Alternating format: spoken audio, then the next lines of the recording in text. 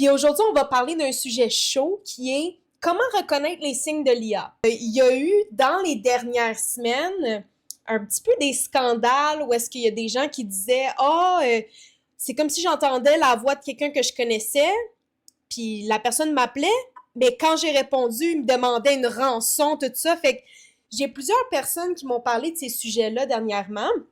J'ai dit, bon, comment est-ce qu'on reconnaît si c'est un vrai appel ou pas? Parce qu'aujourd'hui, on peut cloner la voix, l'image, tout ça, puis on peut l'utiliser pour le bien, mais aussi, on peut l'utiliser pour des activités un petit peu louches. Donc, si vous recevez un appel, puis c'est quelqu'un que vous connaissez, que ce soit affiché le nom ou pas, moi, je vous suggère de, premièrement, avoir un mot de passe familial que vous partagez juste entre vous.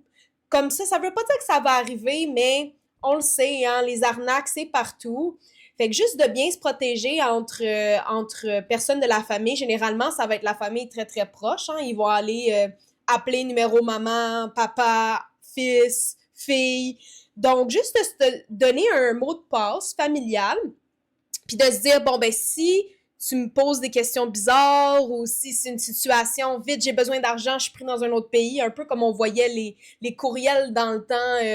Il y a un prince de l'Arabie Saoudite qui recherche son héritier. C'est un peu la même chose, mais au téléphone, donc il faut juste se protéger.